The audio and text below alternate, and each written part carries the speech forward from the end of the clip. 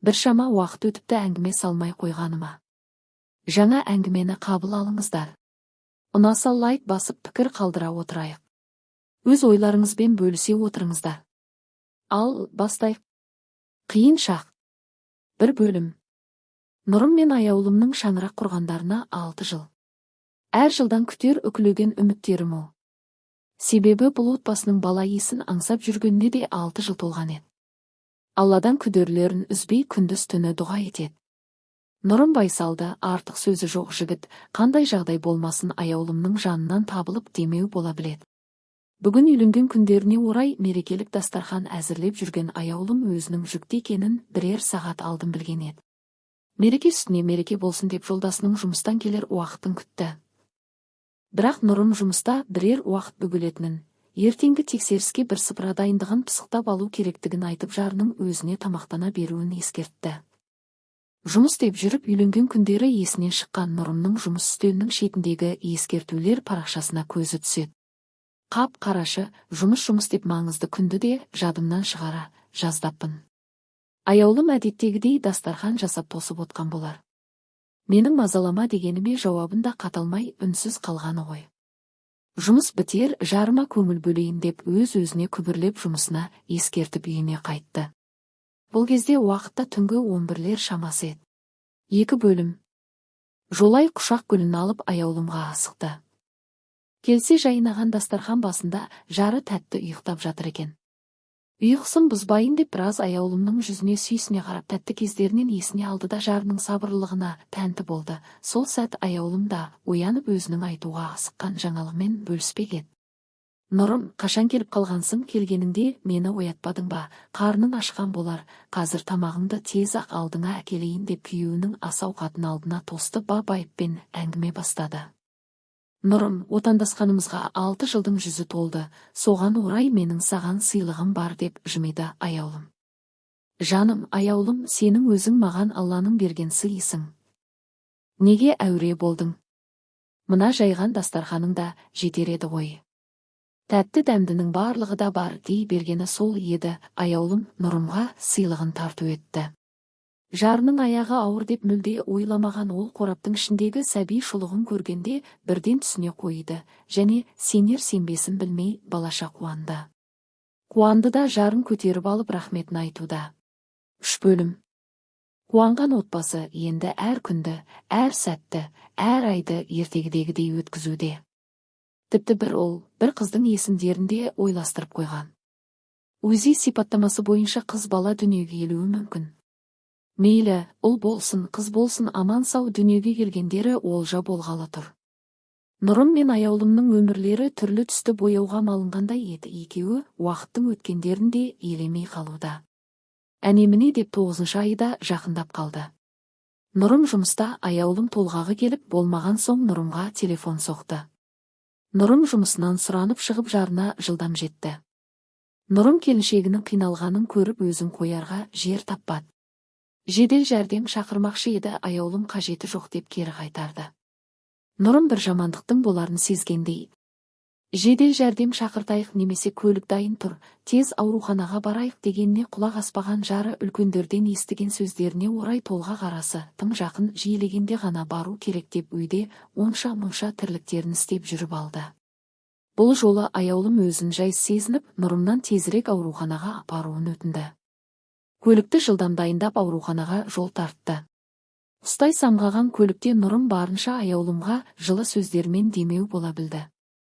Ауруханаға да келіп жетті. Дәрігерлер Нұрымға сыртта тоса тұруын өтініп, жарының қасына кіргізбеді. 1 сағат шамасында дәрігердің сыртқа шыққанын көрген Нұрым қуанышты үнмен. Дәрігер, келіншегімнің жағдайы қалай, сәбиіміздің жағдайы қалай? Жаңа іңгәлаған дауысты естідім, біздің сәбиіміз бе?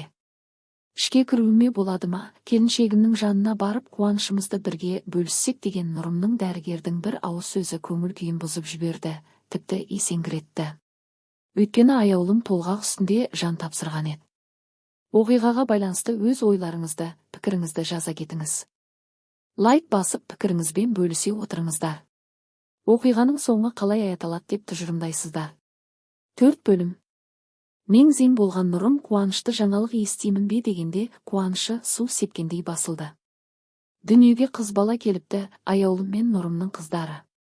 Не қуанарын, не жыларын білмей тұрған Нұрымның жынданып кетуіне сәл-ақ. Аяулым жер қойнына тапсырылды. Ауылдан келген ата-аналары 6 жылғы қуанышты жаңалықтың осындай жағдайда аяқталғанына әлі де сене алар емес. Аяулымның анасы да екі көзі жасқа толып: "Айналайын, ботам-ау. Қызыңды кімге қалдырып кеттің, күнім-ау. Омырауыңның иісіне құмарланып тойып емеде алмады ғой. О, жаратқан, бұл періштені анасынан айырғанша неге мына мені ала кетпедің? Немереме не деп айтамын енді? Сен туғанда анаң жан тапсырған ет деп қалай айтамын?" деген күйға шымырлатар мына сөздері көпшілікті екі есе мұңайтты. Нұрым үйде отырған көпшіліктен бөлектеніп сыртқа, оңашаға шығып көз жасына еріп беріп, ағыл-тегіл Құдай қосқан қосағын сағынып жылай берді. Бірнеше сағаттық уақыттан соң өз-өзін қолға алып, аяулымның соңынан қалған періштедей қызына керегенін түсініп үйге кірді. Қызының жанына келді. Келіп ескеп тұрып: "Қызым, періштем, мені кешірші. Анаңнан айырғаным үшін мына мені кешіре көр. Сол кезде анаңның сөзіне ермей жедел жәрдем шақырғанда сен бұлай шырылдап жатпас едің ғой. Жаным, періштем, ботам. Анаң мәңгі менің жүрегімде, күнім. Сен өсіп ой жеткеніңде әр сәт сайын саған анаңның қандай алтын адам екенін айтып отыратын боламын. Сен тек жылама, қызым" деген Нұрымның сөзін естіп қалған аяулымның анасының жүрегі езіліп, немересі мен күйеу баласының сыртынан қарап тұрып бетін басып жылай кетті. 5 бөлім. Жұрт аяғы басылып, үйде тек Нұрым мен аяулымның ата-аналары ғана қалды. Үй тып-тыныш. Бәрі де айына толмаған сәбидің жанына айнала отырып алған. Бәрінің де ойындағысы бір, періштенің ана махаббатына қанып өсе алмайтынын ойлап қынжылуда. Әженің орны бөлек, әкенің орны бөлек, ананың орны әсте бөлек. Нұрым жұмыстан айлық демалыс алды. Қызына қарайтын өзі ғана. Ата-анасы да қарасып тұрады, әрине.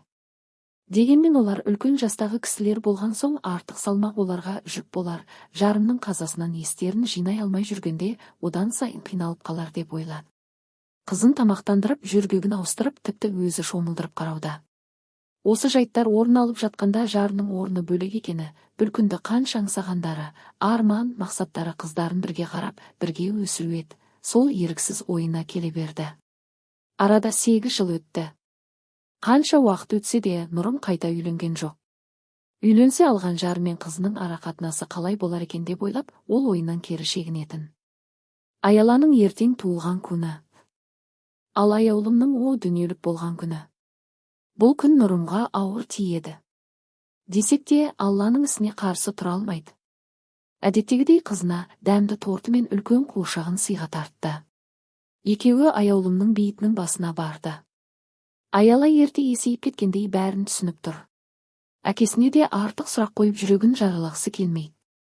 Небәрі жасы 8-де, ойын баласы болса бәрін біліп түсініп тұр. Кенет Аяла: "Әке, мен де үлкейіп өскенде анамның жанына барамын ғой, деген сұрағын Нұрымның денесінен топ жүріп өткендей шымырлатып жіберді. "Қызым, о не дегенің? Анаң әрдайым біздің жанымызда. Ол ешқайда кеткен жоқ. Мәңгі бізбен бірге" деген әкесі қызын құшақтай кетіп көз жасына ерік берді. Сол сәтте Аяла: "Әкетай, кешірші. Енді олай айтпаймын. Мен сенің анамды қалай жақсы көретініңді анама мақтанышпен айтқым келген.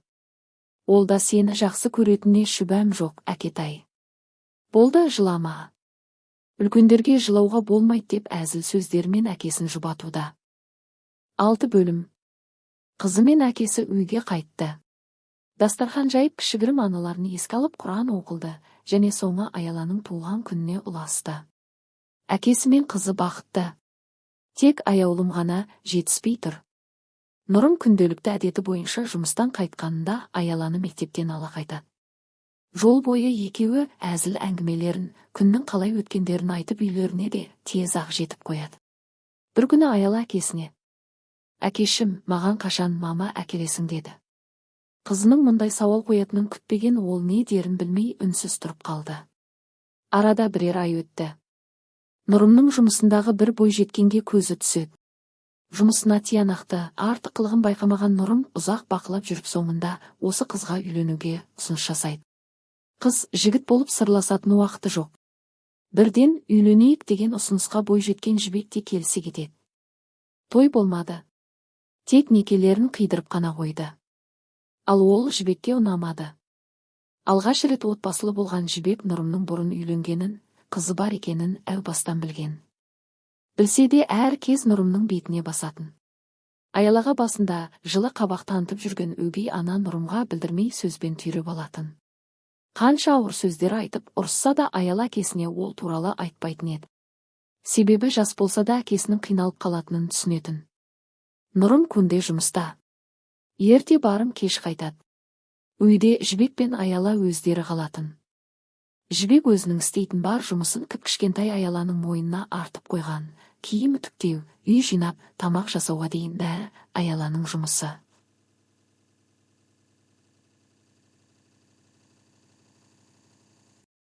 Ал Жібек таңнан кешке дейін дүкен аралап, сұлулық салондарында жүретін.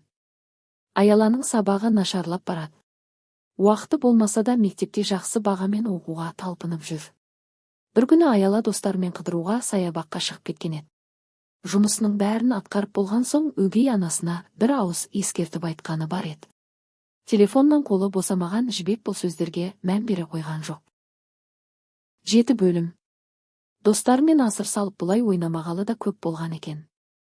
Кеш қарайғанда үйге келген Аяланы анасы тосып отыр. Есіктен кіргені сол ақ еді, өрімдей қыздың жағасынан алып ұрса кетті. Бар айтқаны, кешкі тамақты жасамай қайда кеттің? Өз кінәсін Аяла білетін. Кешірім сұрады. Құлақ асар Жібек жоқ. Кешіріңізші, екінші олай қайталамаймын. Анашым, кешіріңізші мені деген Аялаға Жібектің айтпаған сөзі жоқ. Ана деп айтушы болма. Мен сенің анаң емеспін. Сенің анаң өліп қалған. Мен болмағанда сендер аш қалар едіңдер. Анаң емеспін мен сенің, анашым деп айтушы болма деген сөздерді Нұрым есік аузында тұрып естіп қалған еді. Нұрымның кіргенін байқамаған Жібек жылап бөлмеден шығып кетті. Нұрым қайсар мінезді қызын құшақтап, қызым, ол шаршап жүр. Оның жанын түсінбейсің. Біршама уақыт өтті. Балалы бола алмай келеміз. Өзімен қатар тұрмысқа шыққан құрбылары балалы болғалы жүр. Анаңды кешірші деп қана басу айтты. Аяла ештеңе деместен өз бөлмесіне кетті. Өгей ана қанша ұрысса да ол ешқашан жылаған емес, керісінше ашуланбай, анашым, ана деп қайта Жібекке сөйлеп кете беретін мінезі бар. Бұл ұрыс күнде қайталана берді. Жібек өз дегеннен қайтпады. Бірақ іштей Аялаға жаны ашитын. Осынша ауыр сөзге, ауыр тірлікке шыдап жүрген кішкентай қыздың қайсар мінезділігіне таңданатын. Уақыт өте Аяла мен Жібектің арасы жақсарып келеді. Өз қызындай көрмесе де сіңлісі ретінде бауырына басатын. Үй жұмысын Жібек өз құзырына алды. Аяланың сабағы жақсарды. Екеуі ашылып сырларын айтпаса да біршама әңгіме дүкен құратын. Жылдар өтті. Жібек пен Нұрымның Айдар есімді ұлдары бір жасқа келді. Аяланың қуанышында шек жоқ. Інілі болдым деп мәз мейрам. Бой жетіп қалған Аяла мектеп бітіру кешіне көйлек таңдап әлек. Анасы екеуі Айдарды күтушіге тастап дүкен аралап қайтуға шықты. Ұнаған көйлегін әперді. 8 бөлім. Аяла мектепті бітірген бойда тұрмысқа шықты. Екі жақтың құдалары да риза. Аяла бірден отбасылық өмірге үйрене кетті. Өгей анасының жұмысқа жастайынан жеккеніне рахметін айтып отыратын. Ата-енесі өз қыздарындай көретін. Себебі бір ұлдан басқа перзенті жоқ еді. Келін болып түскен күннен бастап енесі келінін сыйлай білді. Аяла да сол сыйластыққа құрметпен жауап қатты. Көрсе көз тоярлық отбасы еді. Аяланың күйеуі батыр жарының сол құрметін жоғары санап, Аяланы алақанында ұстай білді. Бүгін Аяланың төркіні қонақ болып келгелі жатыр. Ене-енемін демей келініне барынша көмектесіп, екеулеп дастарханның сәнін кіргізді. Кеш құдалар келді. Шай басында Аяланы ата-енесі мақтап, осындай қызды тәрбиелегендері үшін алғысын айтты да тосын сыйлары бар екенін ескертті. Қандай тосынсы екеніне таңданып Нұрым мен Жібек бір-біріне қарап қалды. Бірер уақытта енесі келіндерінің жүкті екенін және мына дастархан сол үшін жайылғанын айтып күлімдеп тұр. Аяланың ата-анасы да қатты қуанып қалды. Батыр да ұлының дүниеге келеріне іштей толқуда. Керемет отбасының шырқын ешкі бұза алмас еді. Себебі ешкімде бөтен сөзге мән бермейтін. Тек Аяла өзінің туған анасын сағынатын, әйтсе де туған анасындай болып кеткен енесі мен құрбысындай болған өгей анаға деген ықыласы зор. Соңы оқиғаға байланысты өз ойларыңызбен